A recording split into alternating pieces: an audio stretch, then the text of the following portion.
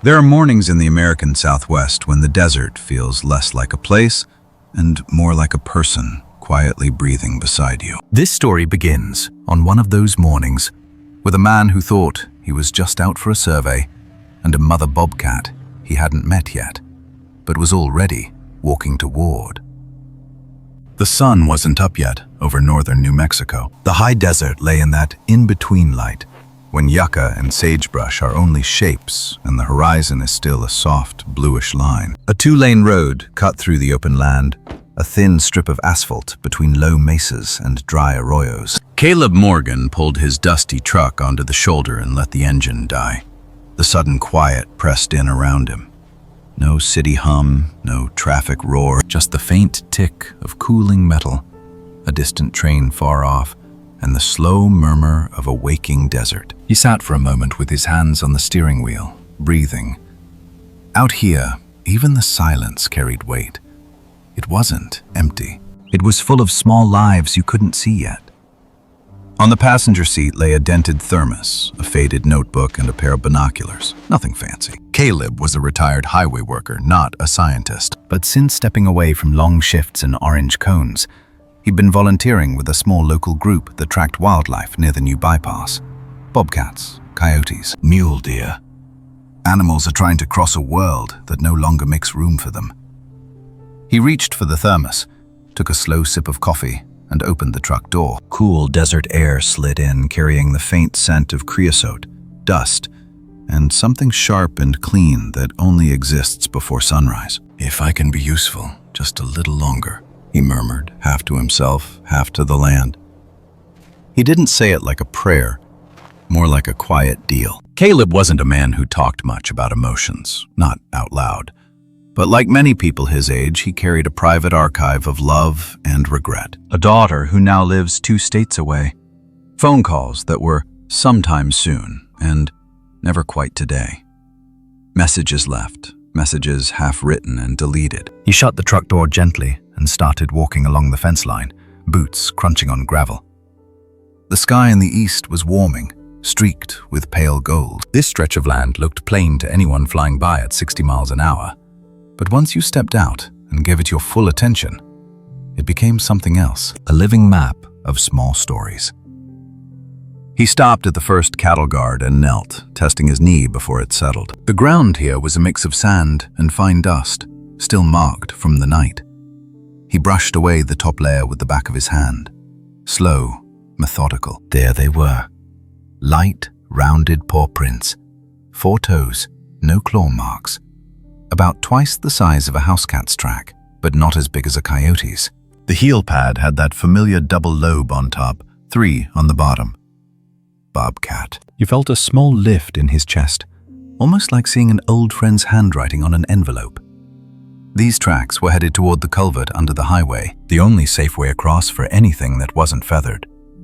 He followed them with his eyes, tracing the story in the dust, a larger set of prints. Then, faintly, just beside them, a much smaller set. The stride is shorter, the weight lighter, a little uneven, like someone still learning where to put their feet. "A mother and the youngster," he whispered. He didn't know her name yet. Later he would call her Hazel, because something about the way her story would look back at him felt warm and steady, like hazel eyes in the dark. For now, she was just a presence, written into the earth with soft paws and quiet determination. Bobcats in the desert don't live in fairy tales. They live between thorny mesquite and rock ledges, slipping through shadows at dawn and dusk. They're small compared to mountain lions, rarely over 30 pounds, with that short, bobbed tail that gave them their name. To most people, they're a rumor, a blur at the edge of a security camera, a headline when one wanders too close to town. To Caleb, they were neighbors, set of loyalty in their own way. A mother bobcat might move her den again and again to keep her cub safe, carrying that fuzzy, blinking body in her mouth across dry washes and past prickly pear pads, never once thinking she was doing something remarkable. Just necessary. He took out his notebook and wrote, the way you might jot down a memory you don't want to lose. dawn. Female bobcat with kitten, using culvert near mile marker 42. Tracks fresh. Highway noise is low. His handwriting wasn't pretty, but it was steady. Each note felt like a small act of kindness, a way of saying, "I see you," to lives that passed mostly unseen. He paused, pen hovering, and added another line he wouldn't have written 20 years ago. "High traffic here after 7 a.m. Need to flag for fencing review." He wasn't a ranger. He didn't wear a badge. He was a grandfather-aged man in an old jacket, standing beside a road with a notebook. But in that moment, he felt something shift, very quietly, inside his chest.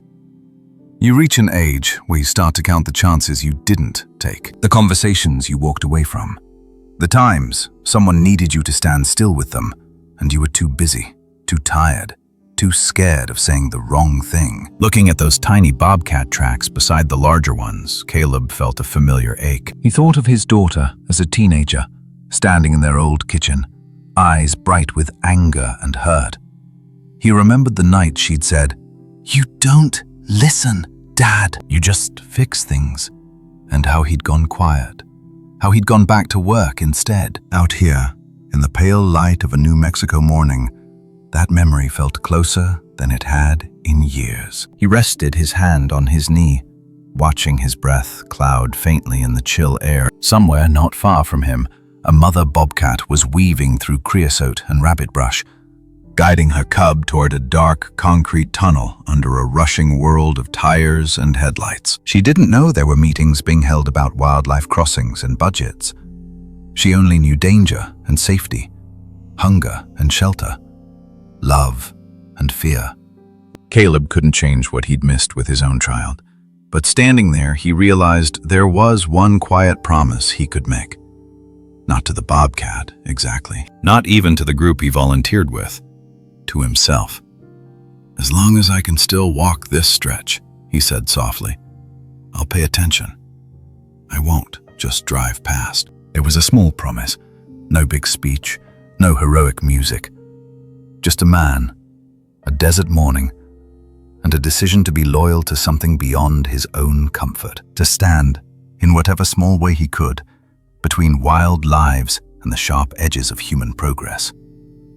Heartwarming stories don't always begin with joy. Sometimes they begin with a man in his 60s rubbing a sore knee, staring at paw prints in dust, feeling both sorrow and hope rise in the same breath. Sometimes the most soulful, inspirational story is the one where no one is watching yet, where love is still just a quiet choice. If you've ever looked back on your own life and wished you'd stayed a little longer in a hard conversation, or held on a little tighter when someone was drifting away, you already understand what was waking up in Caleb that day. This isn't a fairy tale where everything is simple. It's a moral story written in real time, in real sand, under a real sky. He closed his notebook, slid it into his jacket, and took one more long look at the crossing. Trucks would be flying by here in an hour. The bobcat family would be deep in the brush by then, their emotions hidden behind whiskers and wary eyes. But their path had crossed his, and something inside him had answered. If this kind of quiet promise speaks to you, the narrator might say gently now, stay with Caleb a little longer. Because in the next part, the desert will get hotter, the seasons will turn, and that simple vow beside the highway will pull him into a bond with a mother bobcat he's never touched, but will one day risk everything to protect. Some stories don't start in the wild at all. They start at a kitchen table with a man staring at a phone that won't ring. It was late evening in southern Arizona. The desert outside Everett Graham's small house was cooling down, the last light slipping off the low hills. Inside, the house was quiet, in that particular way homes sometimes get when children have grown, left, and built lives somewhere else. Not lonely, exactly, just thinner. On the table sat a yellow legal pad, a ballpoint pen, and a stack of envelopes that had never seen the inside of a mailbox. Each one had a name written in the same careful hand, Nora. Everett sat down, eased his back against the wooden chair, and rested his hands flat on the table. He wasn't in uniform anymore. No ranger patch, no badge. Just an older man in a faded shirt trying to find words that didn't sound clumsy. He picked up the top envelope, slid out the letter inside. He'd written it months ago. The first line read, "I'm sorry, I missed your call." He stopped there, as he always did.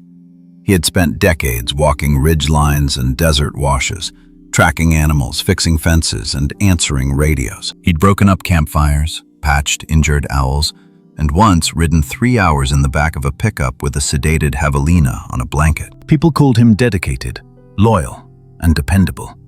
But when he thought about being a father, those words didn't fit as well. Nora had grown up seeing more of his back as he left for early shifts than his face at the dinner table.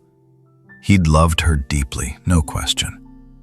Love was never the problem. Time was. Presence was.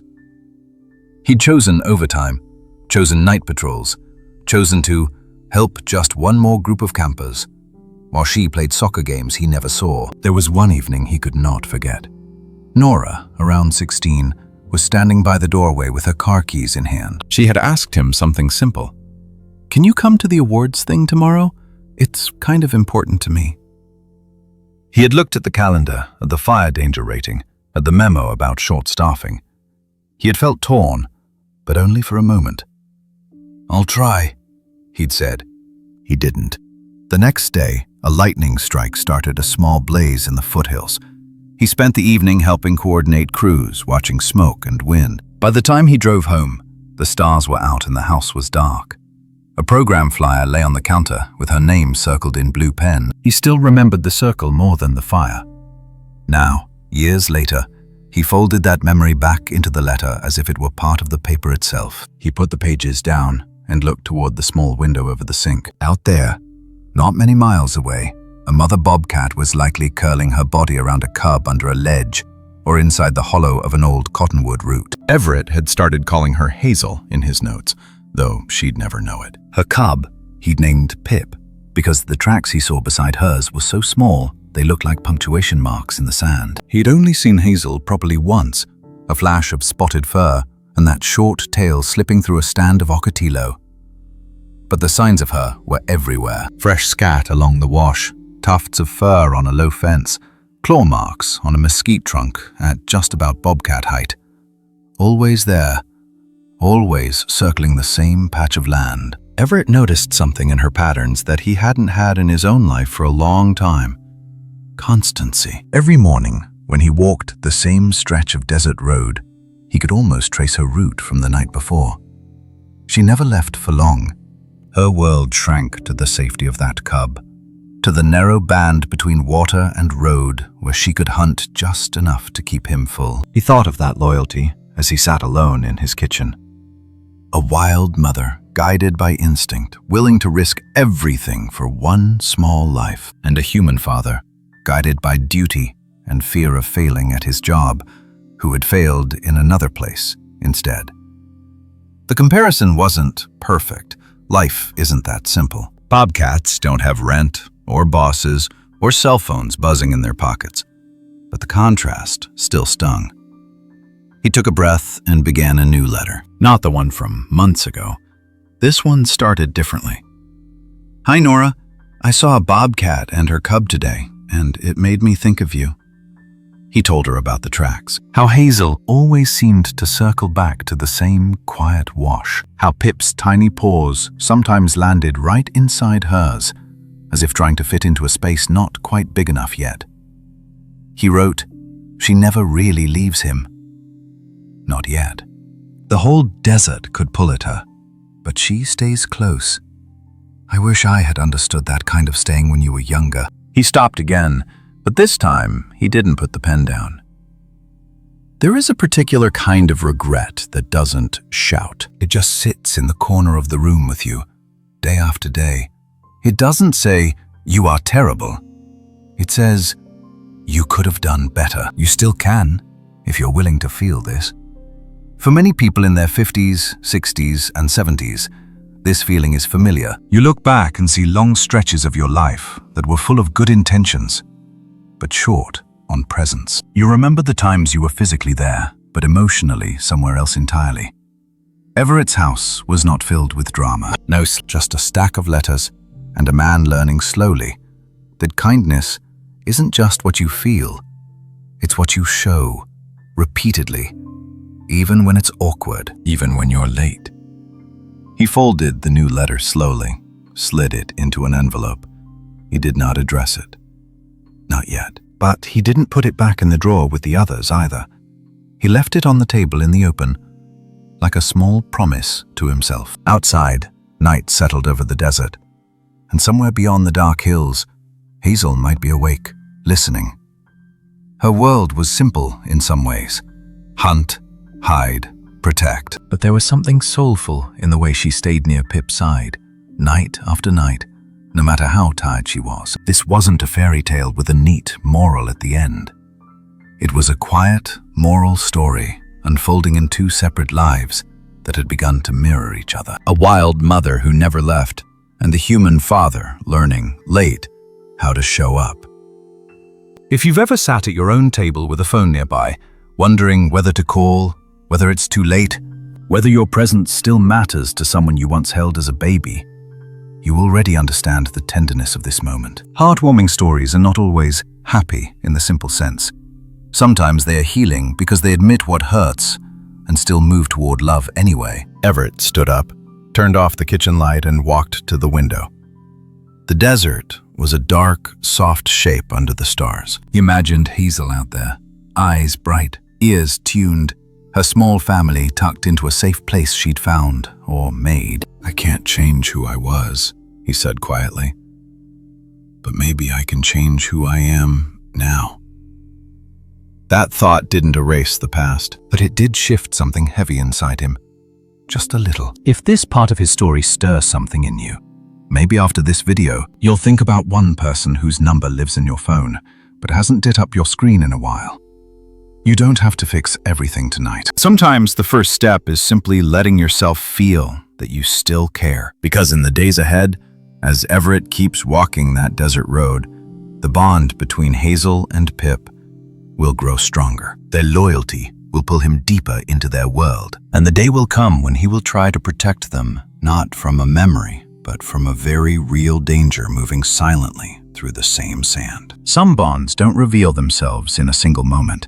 They unfold slowly, like a year of weather passing over the same patch of earth. By the time Everett had filled the first half of his little field notebook, he'd already watched one full season turn over that desert wash. The highway hummed above, constant and indifferent. But underneath it, in the shadow of a concrete culvert and along the sand of a dry creek bed, another timeline was quietly taking shape. The timeline of a mother bobcat named Coco and her cub, Peanut.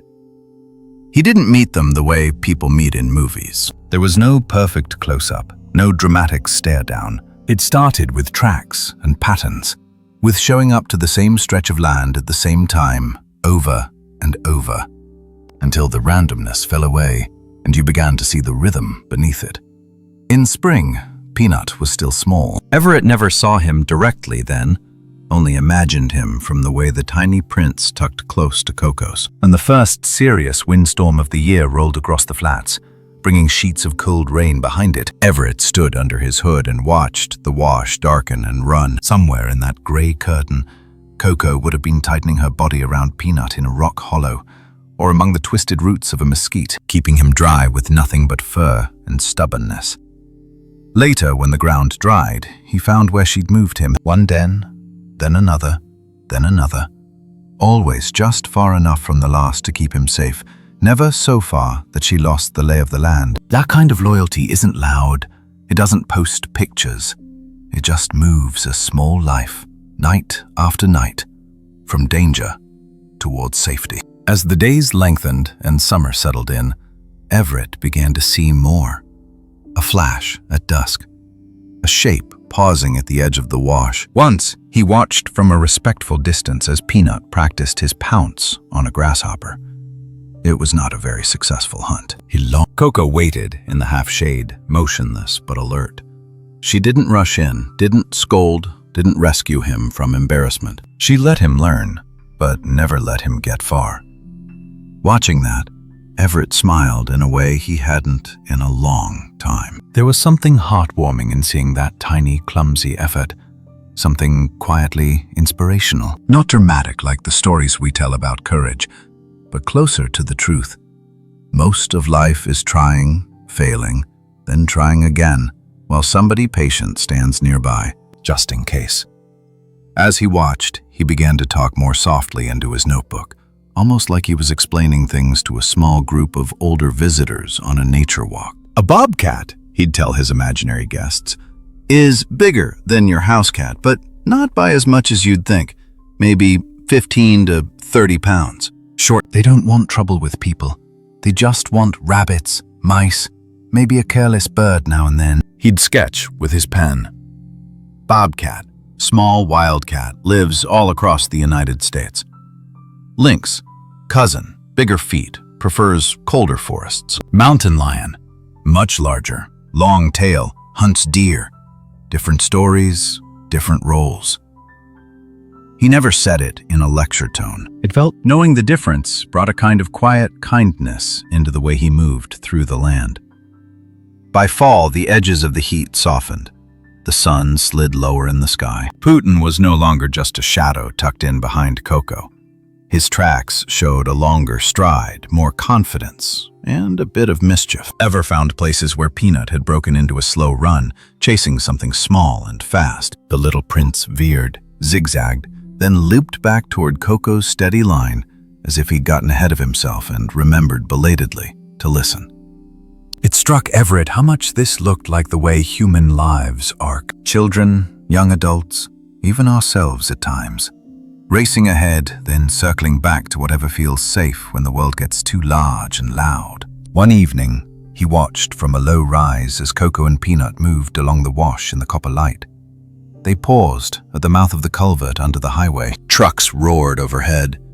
She waited, counting time by vibration and sound, then slipped through in a blur of spots and muscle. Putin hesitated, ears flattened, then followed, trusting her more than he feared the noise. "See that?" Everett whispered, as if someone were beside him. "That's love in a bobcat's language. Not soft music and big speeches, just, I go first, you follow.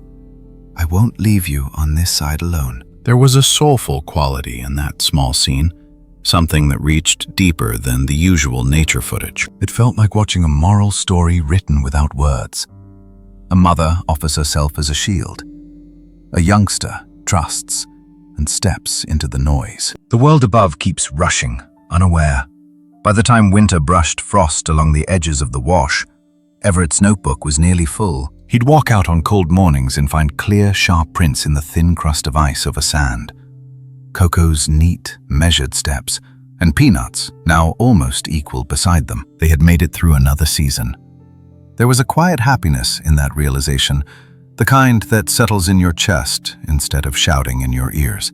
He'd stand there, hands in his pockets, and think not only about bobcats, but about people he knew.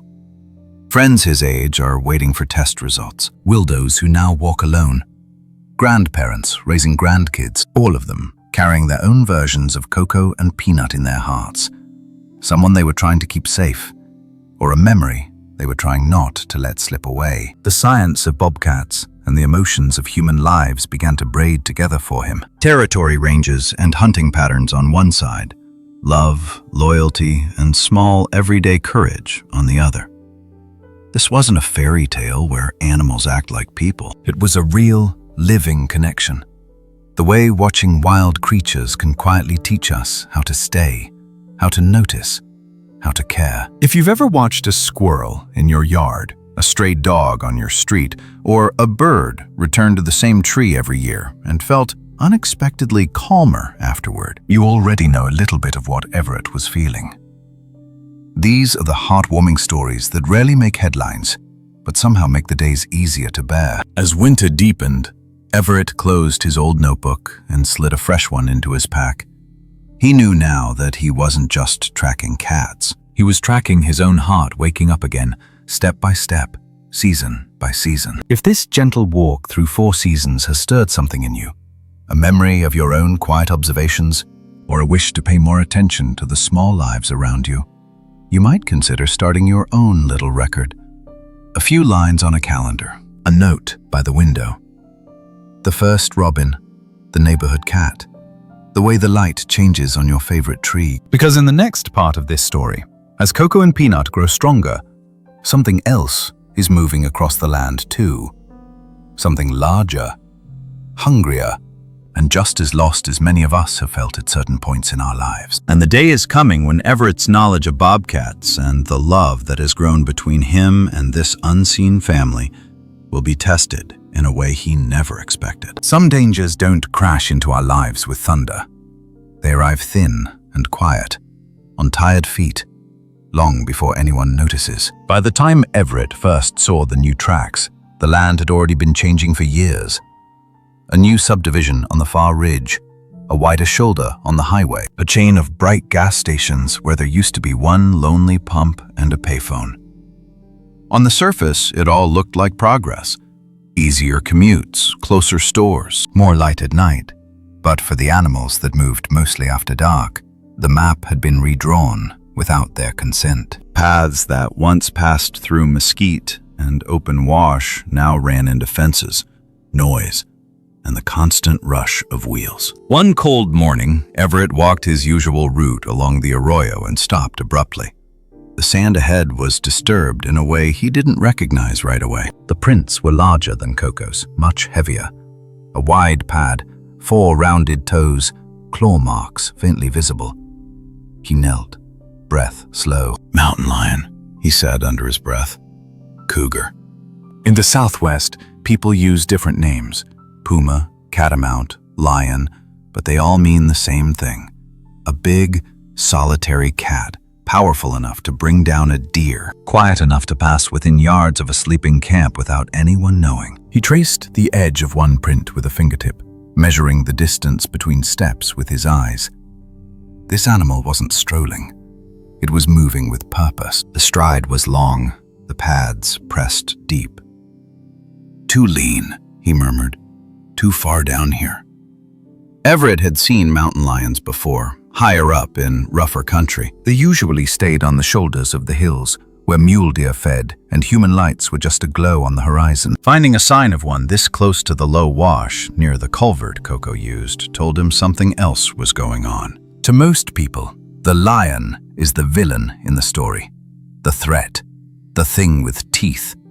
It's easy to stop there, but Everett knew better. Years earlier, he'd sat at a folding table in a community center, listening to an elder from a local nation talk about these cats. The old man had spoken slowly, as if each word had to be weighed before it was placed. "They keep the deer honest," he had said. "They keep the land from getting tired. They are not evil. They just are. If you walk where they walk, remember you're the visitor." Those words stayed with Everett now as he walked further along the wash, following the tracks. The lion had come down a dry side canyon, crossed the same fence line he used, and ghosted along the base of the highway embankment. Once the tracks veered away from a clump of saltbush toward an old, rusted cattle tank, now long empty. Everett imagined the cat moving through the night, nose lifted, smelling water that wasn't there anymore. This animal, he realized, wasn't out here hunting for fun. It was traveling farther than it should have to find enough to eat. Fire, development, and drought had squeezed it out of better country. Now it was skirting the edges of human life, trying not to be seen, compelled by the simplest need: survive another day. He stopped where the tracks overlapped with a different set. Smaller, lighter, familiar. Coco's prints, heading toward the culvert. He felt his stomach tighten. Not from fear exactly, but from awareness. Two stories that had been running parallel were about to cross. A mother bobcat and her nearly grown cub, and a hungry lion whose world had been steadily shrinking. The science of it was simple enough. The mountain lion can weigh well over 100 pounds. Long tail, powerful shoulders, designed to drag heavy prey. Most of the time, they avoid people. Attacks on humans are rare, especially if you give them space and don't run. Wildlife agencies teach clear rules. Make yourself look big, speak firmly, and back away slowly. Respect them, and they will usually respect you. Bobcats, like Coco, are different. Smaller, closer to the size of a medium dog. They hunt rabbits, rodents, and the occasional bird. They will bluff and hiss when cornered, but they rarely go looking for trouble with something larger than themselves. On a good night, they pass unseen through the edges of our neighborhoods, taking care of mice in the fields we no longer farm. When you lay their lives side by side, the lion and the bobcat, you don't get a fairy tale of good versus bad. You get two hungry hearts trying to make a living in the same narrowing space. Everett stood there, boots planted in the sand, looking down at that tangle of paw prints. In that moment, he felt an unexpected wave of kindness for the lion. Not because it was safe, but because it was trapped in its own way. He thought about people he knew who had made desperate choices when backed into corners, taking one more job than their health could handle, saying yes when they wanted to say no, raising their voice when they really needed to cry. Hunger doesn't always look like an empty stomach. Sometimes it looks like needing to be seen, heard, and forgiven. It's easy to feel love and loyalty towards someone like Coco, a mother doing her best to protect her young. It's harder to feel anything warm toward the one who might threaten that safety. But the longer Everett studied those tracks, the more he understood something he hadn't wanted to admit. This lion wasn't the enemy. The shrinking land was. The fences, the roads, the square miles of light and noise that had quietly erased the cat's options until a rabbit-sized meal like peanut might begin to look tempting in the gray space between instinct and desperation. That realization didn't make the lion less dangerous. It didn't mean Everett could ignore what might happen if paths crossed at the wrong moment. But it did soften the way he held the story in his heart. This wasn't a simple moral tale with a hero and a villain. It was a more soulful, complicated truth. Sometimes two lives we care about are set on a collision course by decisions made far away over many years. If you find yourself, even now, thinking of someone in your own life who once hurt you out of their own kind of hunger or fear, you might feel a tug of recognition here. It doesn't excuse the pain. It just adds another layer of understanding. And sometimes understanding can be its own quiet kind of healing. Everett flipped open his notebook, wrote in his neat, plain script, "Fresh lion tracks overlapping bobcat. Wash corridor under pressure. Need to watch closely." He closed the cover, held it for a moment, and looked up at the long line of highway above him. Cars flowed by, each one carrying a person with worries and plans, playlists and to-do lists. Nobody up there knew that just beneath the asphalt, a whole web of lives was negotiating something fragile and ancient. He turned back toward town, walking slower than usual. The air felt different on his skin. He wasn't just tracking Coco and Peanut anymore. He was tracking a question. How do you protect the vulnerable without condemning the desperate? If this part of the story stirs anything in you, a memory, a bit of sympathy you didn't expect to feel, you might take a moment later today to notice how quickly your mind labels something as threat, and how it feels to pause, even for a second, and ask, what hunger might be behind this? Because in the days ahead, the paths of Coco, Peanut, and the lion will draw closer and closer until they finally meet in a narrow band of sand under that highway. And when that happens, Everett will have to decide not just what he believes about predators, but what he believes about his own place between fear and mercy. Some moments don't feel like they're happening in time. They feel like time is holding its breath, waiting to see who you'll be. It was one of those mornings when the desert sky looked almost white, thin clouds stretching across the horizon, softening the sun. Everett walked the familiar edge of the arroyo, notebook in his pocket, not expecting anything more than fresh tracks and the comfort of routine. He noticed the first wrong note before he saw a single paw print. The birds had gone quiet. Most days, even in the early light, there was some kind of chatter. A cactus wren scolding from a fence post, a quail calling low from the brush. Today, it was as if someone had turned the volume all the way down. No song, no wings, just the distant rush of trucks on the highway and the faint whisper of breeze through dry grass. He stopped walking without meaning to. His body knew before his mind caught up. He moved more slowly now, stepping off the road into the sandy wash, listening. A single pebble rolled under his boot. That small sound felt too loud. As he rounded a gentle bend, the wash opened up ahead, and there it was. The scene did not explode into view. It unfolded, quiet and terrible. On the far side of the arroyo, a mountain lion stood still as stone, muscles coiled, tail low, eyes fixed on something just out of Everett's line of sight. A few yards in front of the cat, a small shape pressed itself against the exposed roots of a mesquite. Peanut. The young bobcat's body was flattened to the ground, ears back, eyes wide, every instinct screaming, "Don't move!" Between them, off to one side, was Coco.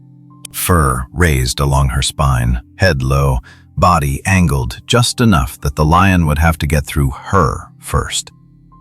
She didn't roar. She didn't lunge. She simply held her ground, a compact wall of fear and love. For a heartbeat, Everett couldn't move. He knew the rules. He'd repeated them enough times in training sessions and community talks. Do not interfere with a predator's hunt. Do not put yourself between a large carnivore and its prey. Observe. Document. Let nature take its course. But standing there, looking at that mother bobcat bracing herself in front of her cub, those rules felt very far away. What came rushing in wasn't protocol, it was a memory. He saw, as clear as if it were still happening, his daughter Nora on that long-ago night at 16, eyes bright, asking, "Will you be there?" He saw himself hesitating, choosing duty over presence, telling himself he was doing the right thing. He had stepped back then, walked away from a chance to stand in front of something fragile and say, "You matter more than this." Looking at Coco, he understood that this was the same kind of moment, written in fur instead of words. You took a breath that felt heavier than air and stepped forward into the wash. He didn't shout. Instinct told him that sudden noise might trigger the lion's chase. Instead, he let his boots crunch deliberately on the sand. The lion's head turned, eyes narrowing, now measuring a new element in the story. Everett stopped at a distance that felt both too close and not close enough, maybe 15 yards away. He held his body tall, shoulders relaxed, hands visible at his sides. "Easy," he said softly, voice low and steady. "Easy now." The lion didn't growl, it didn't charge. It just stared. The air between them felt thick, like the space between two magnets pushed together. Behind the lion, the highway rumbled on, indifferent. Coco's eyes flicked from the lion to Everett and back again. She did not understand his words, but she understood one thing. The big shape she hadn't accounted for was not moving toward her cub. For a tiny, precious slice of time, the danger hesitated. This was the moment when the desert froze. Coco held her ground. Peanut trembled against the roots. The lion weighed instinct against uncertainty. Everett stood in the open, hands empty, feeling every year of his life stack up behind him. We often tell fairy tales where heroes act without fear. Real life is quieter and more complicated. Everett was not without fear. His heart pounded in his chest. He knew how fast a lion could close that distance. He knew he was not young anymore. He knew that one misstep could end badly. But underneath the fear, there was something else, a kind of clarity. He understood, in a way he hadn't allowed himself to feel before, that there are times when you don't get to be both safe and loyal. When love, even love for a wild creature you've never touched, asks you to stand somewhere you would never choose to stand for yourself. There was no guarantee this would work, no guarantee of a happy outcome. But he stepped into that uncertainty anyway, and stayed there. Coco moved first. In that breathless stillness, while the lion's attention flickered between them, she slipped sideways, never taking her eyes off the threat. She reached Peanut in 3 strides, grabbed him gently by the scruff, and dragged him deeper into the brush. The cub's paws skittered in the sand. then disappeared under a tangle of roots and shadow. The lion saw the movement and shifted its weight. Everett felt everything in him wanted to run, but he knew enough to understand that turning his back would flip some switch in the lion's mind. So instead, he did the hardest thing a frightened body can do. He stayed. He bent slowly, picked up his walking stick, not as a weapon, but as a line. He planted it firmly in front of him, arms relaxed but sure, creating a narrow, fragile barrier between the lion and the space where the bobcats had vanished. "Not today," he whispered, more to himself than to the animal. The lion's tail twitched. It took one step forward, then stopped. The world stayed tight and small in that wash. No breeze, no birds, just 4 beating hearts held in a silent negotiation. And then, almost imperceptibly, the lion sighed. It wasn't human, of course, but it carried some of the same weight. The sound of a body choosing not to spend the last of its strength on a doubtful fight. It turned its head, looked past Everett toward the line of hills in the distance, and took a slow step back. Then another. Then, with one fluid motion, it turned fully and walked away, its tawny shape melting into the brush until it was gone. The desert did not erupt into celebration. The birds did not immediately resume their chorus. Trucks continued their steady flow overhead, unaware that anything had happened. Everett stood alone now, feeling his knees shake, his hands tremble around the stick that would not have saved him if the lion had decided differently. He realized that what had happened was not a triumph over nature. It was something softer and stranger. A moment where fear, hunger, love, and kindness all met in the same thin slice of time and chose together not to break. If you've ever had a moment when everything in you screamed to back away, to stay out of it, but you stepped in anyway for someone small or vulnerable, you already understand the emotional weight of that morning. These are the scenes that become the quiet, soulful core of our own moral stories. The ones we might never tell in full, but that shape who we know ourselves to be. Everett finally let out a long breath he hadn't realized he'd been holding. He lowered the stick, looked toward the thicket where Coco and Peanut had vanished, and felt a wash of relief so strong it almost dropped him to his knees. He had tried to protect them. For a few trembling minutes, the desert had frozen around that attempt, and somehow, everyone had walked away. What that meant, for the lion, for the bobcats, for Everett himself, would take longer to understand. That understanding would come later, in a quiet house, over a cup of tea, and a voicemail from a daughter he still missed. If this part of Everett's story brings up your own memories of times you stepped in, or times you wish you had, you might give yourself a moment after this video to sit with that. Not to judge yourself, but to notice how your heart still responds when you remember. Because in the next chapter, the adrenaline will fade, the trucks will keep rolling, and Everett will have to face something just as hard as standing in front of a lion, sitting alone with what he's done, what he's almost lost, and what he still hopes to repair. Some days end when the sun goes down. Others keep going long after the house is dark. That night, Everett's little place at the edge of town looked the same from the outside as it always did. One porch light, one truck is in the drive, a few desert plants leaning into the last warmth of the day. But inside, the air felt different, as if the walls themselves were still holding the echo of a lion's breath. He closed the front door with more care than usual and leaned his back against it for a second.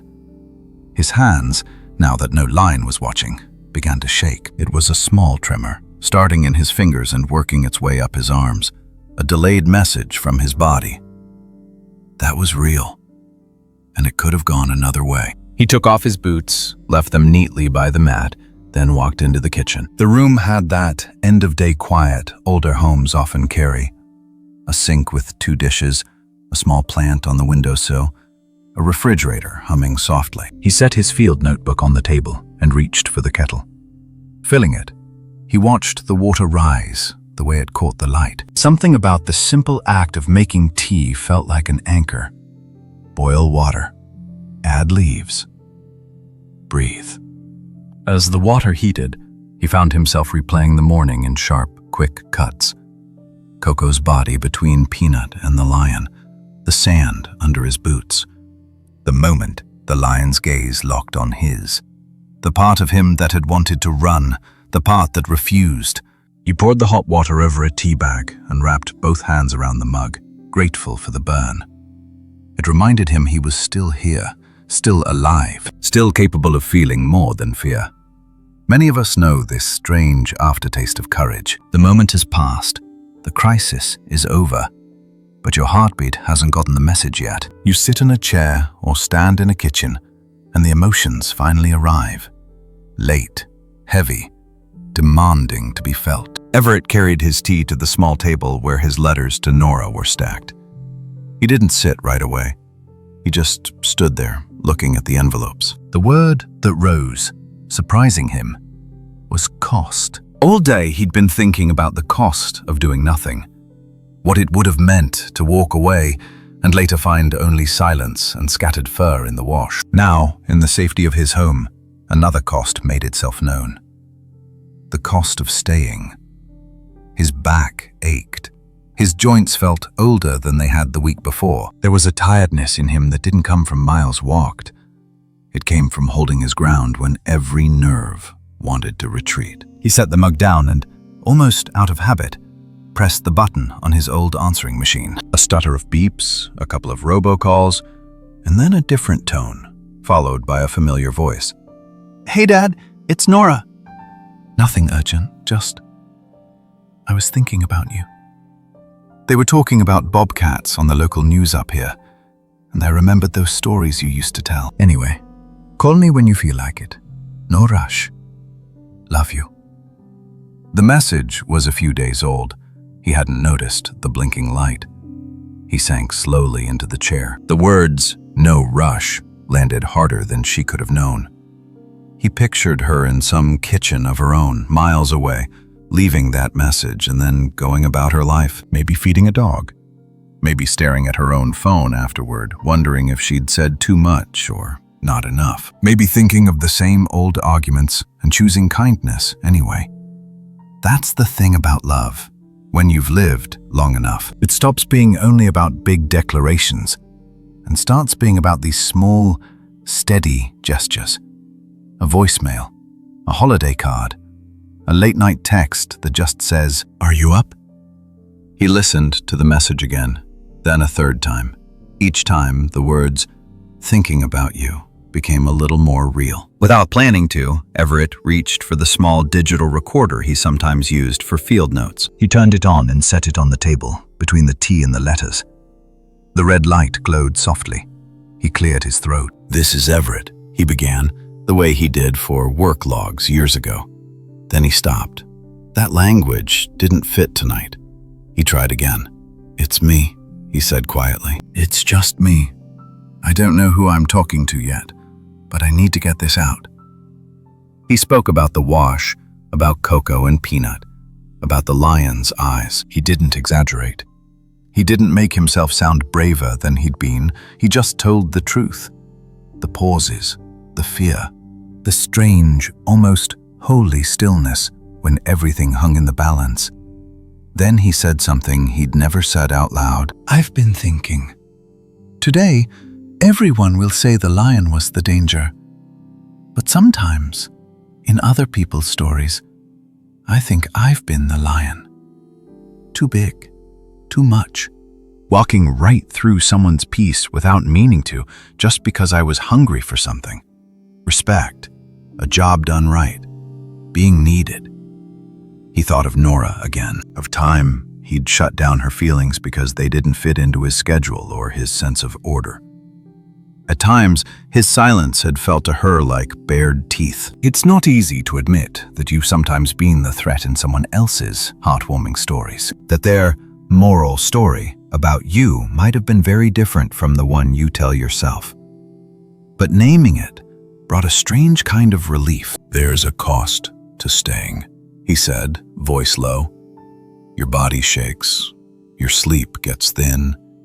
You can't pretend you're made of stone anymore. But there's also a cost to leaving, and I've paid that one enough times in my life. I don't want to keep paying it." He let the recorder run in the silence that followed, the soft hum of the fridge and the ticking of the cooling kettle filling in the space. For anyone watching, this might not look like much. Just an older man with a cup of tea, a blinking machine, and a small red light on a recorder. But this is where many truly soulful, inspirational stories live. Not in the action itself, but in the way we sit with what the action showed us about who we are. If you've ever lain awake after a hard day replaying what you said, what you didn't say, wishing you could go back and stand a little closer to someone afraid, then you are already right here in this kitchen with Everett. He reached out, clicked the recorder off, and picked up the phone. His thumb hovered over Nora's name. He didn't press it. Not yet. But for the first time in a long time, the hesitation felt less like fear and more like respect. A carefulness that came from wanting to get this right, not from wanting to avoid it. He took another sip of tea. It had gone lukewarm, but he drank it anyway. Some things are still worth finishing, even when they're not as happy or as sweet as you'd hoped they'd be. He slid the newest unfinished letter to Nora out of the middle of the stack and left it on top. A small act of loyalty to the man he was trying to become. If this scene touches something in you, maybe later tonight, when your own house gets quiet, you'll let yourself feel, rather than rush past it. You don't have to call anyone right away. You don't have to fix old wounds in one conversation. Sometimes the first step is exactly this: making a cup of something warm, listening to the messages you've been avoiding, and being honest with yourself about the cost of staying and the cost of leaving. Because soon, Everett will step back out into the world and tell someone what happened in that wash. And when he does, he'll discover that not everyone agrees with what he did. The next part of this story will shift from one man alone with his thoughts to a room full of opinions about fear, mercy, and our place in the wild. Some questions don't end when the danger passes. They begin there. A few days after the encounter in the wash, Everett sat in a small meeting room at the local conservation office. Fluorescent lights hummed softly overhead. A whiteboard leaned against one wall, still marked with diagrams from some earlier training. On the table in front of him lay his notebook, his hat, and a printed copy of the incident report he'd typed up at home. He'd written it the same way he'd lived it. Plain, steady, no drama. Location, time, weather, positions of Coco, Peanut, and the lion. His own actions. Outcome, no injuries. All animals departed the area. Across from him sat Mariah, a younger wildlife biologist who'd grown up in the region and now carried the responsibility Everett used to shoulder, monitoring populations, responding to calls, answering the worried public. Her eyes moved slowly over the report. "So you stepped between them," she said finally. Not accusatory, just confirming. "I did," Everett answered. "And the lion backed off." "He did." She exhaled, sat back in her chair, and looked at him for a long moment. "You know the policy," she said quietly. He nodded. "I do." Silence settled between them. Not hostile, just full of things that didn't fit neatly into bullet points. Mariah wasn't cold. She cared deeply about the animals, all of them. Bobcats, lions, deer, and even the pack rats that dug under sheds. Her concern wasn't whether Coco and Peanut deserved protection. It was the bigger, harder question.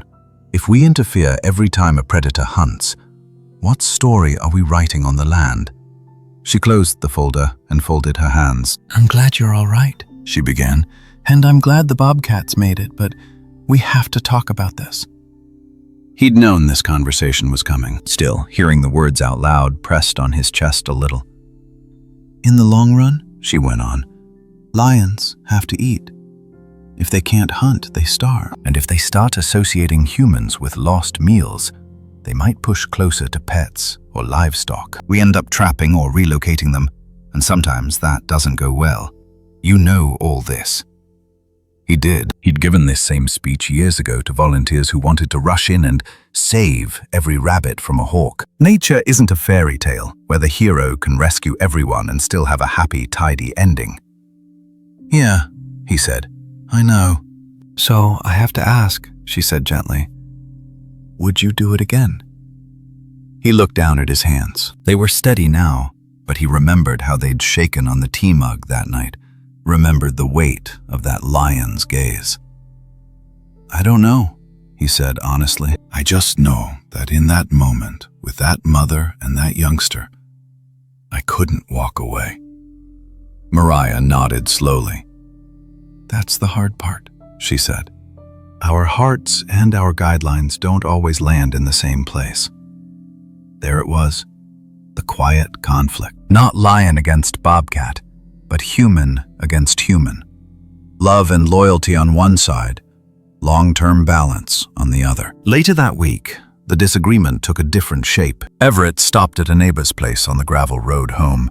A man named Cliff, who kept chickens and a few goats near the arroyo. Cliff had heard something about a cougar from town talk, and rumors tend to grow teeth. "You should have shot it," Cliff said bluntly when Everett admitted he'd encountered the lion. "Cat like that's gonna come for my hens next, or somebody's small dog, or worse." Everett felt the old tension rise again, but in a different direction. He understood the fear. Animals weren't abstract ideas to Cliff. They were eggs on the table and meat in the freezer. Losing one hurt. "We don't have any proof he's gone after livestock," Everett said. "Just tracks and that one situation." "Yet," Cliff replied. "No proof yet." "You think he's out there eating wildflowers?" The remark stung, but underneath it was something real. The way fear narrows our focus until the only stories we can see are the ones where we lose. Standing by the fence, Everett found himself trying to hold three truths at once. The lion needed to eat. Coco and Peanut deserved a chance to live. People like Cliff needed to feel safe on their own land. This is where the quiet science he'd been sharing in his notebooks became more than facts. He talked about bobcats first.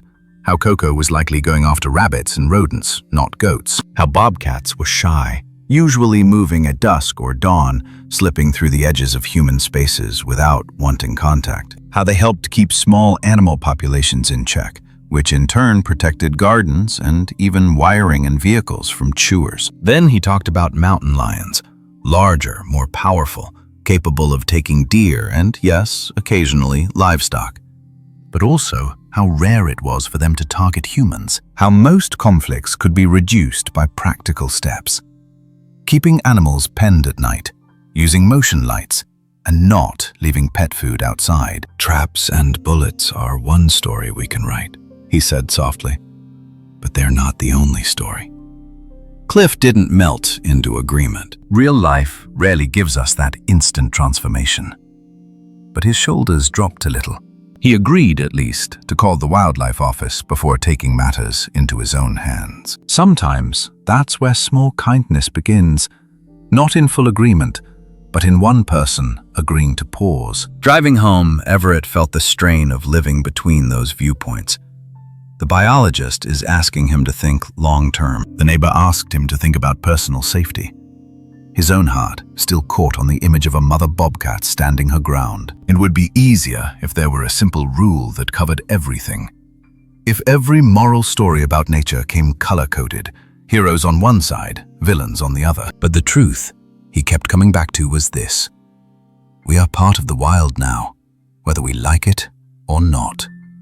Our roads and houses and choices are written into every paw print. And once we're part of the story, we don't get to pretend we are neutral. Doing nothing is also a choice, with its own consequences. If you've ever sat in a family meeting where people you loved disagreed about what helping really meant, a parent's care, a sibling's addiction, a grandchild's future, you felt a version of this. The way everyone wants to do right, but right looks different depending on which piece of the picture you're holding. Heartwarming stories often skip this messy middle. They jump from problem to resolution, skipping the long hours of honest doubt. But the most soulful, inspirational story we can tell here includes that uncertainty. It shows Everett sitting with not just what he did, but what it might mean. For the lion, for Coco and Peanut, for neighbors like Cliff, for biologists like Mariah. If this part of the journey stirs debate in you, that's not a bad thing. It means you're paying attention. Maybe after this video, you'll find yourself looking at the wild animals near you raccoons, foxes, hawks, even pigeons, and asking a quieter question. When do they need me to step back? And when do they need me to stand up? There may not be one final answer, but learning to live with that question, gently, might be part of what makes us more human, more humble, and more capable of true love toward the world that holds us. Because soon, in the last part of this story, the arguments will fall away, the reports will be filed, and Everett will return to the wash not as a witness, not as a defendant, but as a man looking for a sign that what he did mattered. To Coco, to Peanut, and maybe in some quiet way, to himself. Some stories don't end with a decision or a meeting. They end with a look across a little distance when no one is asking you to prove anymore. A couple of weeks after the arguments and the reports, the desert had slipped into that softer part of the year. The heat had eased, mornings carried a faint chill, and the light came in at a gentler angle. Life on paper had returned to normal. Grocery lists, fuel receipts, reminder notes stuck to the fridge. But inside, Everett still carried the quiet weight of that morning in the wash. He wasn't going back to the arroyo for closure. He told himself he just needed the walk, old habit, old route, a way to let his thoughts stretch their legs. The highway hummed as always, a ribbon of noise above the lowland. He stepped off the shoulder, down the familiar slope into the sandy bed. The air was still. No drama, no sudden hush this time, just the ordinary sounds of a living landscape. A distant crow, the tick of some small insect in dry grass, a breeze threading through brittle stems. It looked like any other day, and then, as he rounded a bend where the wash widened, he saw it. On the far side of the arroyo, on a flat slab of sun-warmed rock, a bobcat stood. Not Coco. This body was leaner, the lines longer, the stance less uncertain than a cub's, but not yet as grounded as an older cat. The coat caught the light in soft, mottled tans and spots. The tail, short and sure, gave a small, slow twitch. Peanut. Not a baby anymore, not yet fully grown. Somewhere in between, in that narrow space all of us pass through when we're no longer who we were, and not quite who we will be.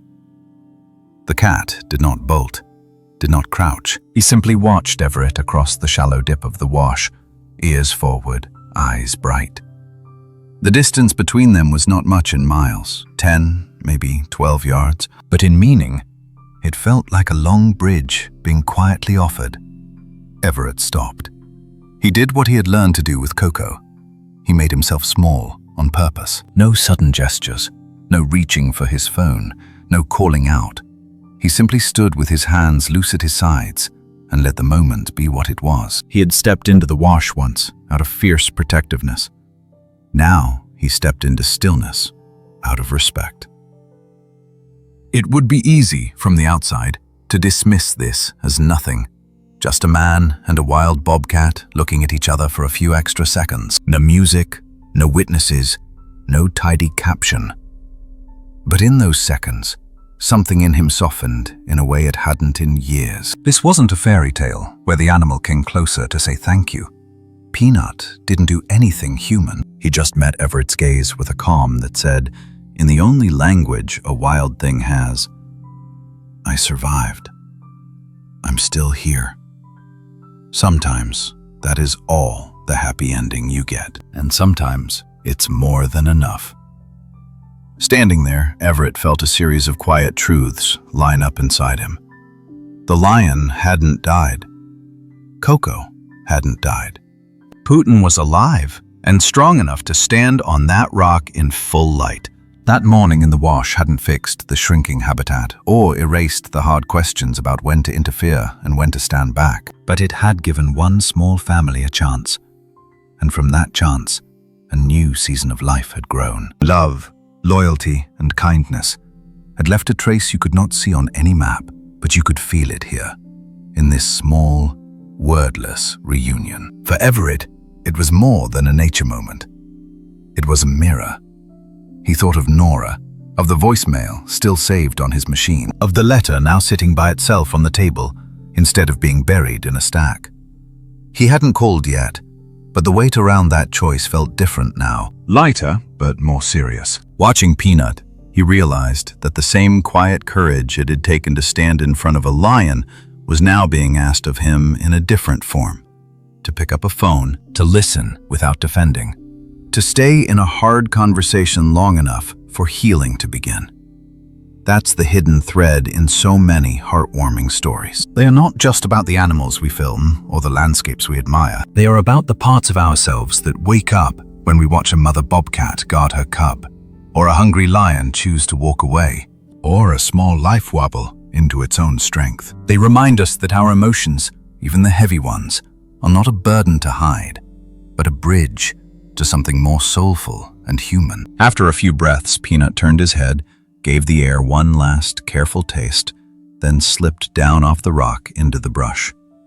No drama, no backward glance, just gone, the way wild things go, carrying the rest of his story into a world that will likely never know what almost ended beneath a highway. Never stayed a moment longer. He let his shoulders drop, his jaw unclench. He felt the desert around him not as a backdrop, but as a living presence that had allowed him to witness one small moral story unfold from fear into a little more safety, from near loss into quiet continuation. He knew this scene would stay with him far longer than the reports or the debates. This was his inspirational story to carry now. Not because he was the hero, but because he had been there when love and instinct and mercy all shared the same thin slice of time. As he climbed out of the wash and headed back toward town, he walked a little differently. Not faster, not more important, just more aware that every step he took was part of someone else's world.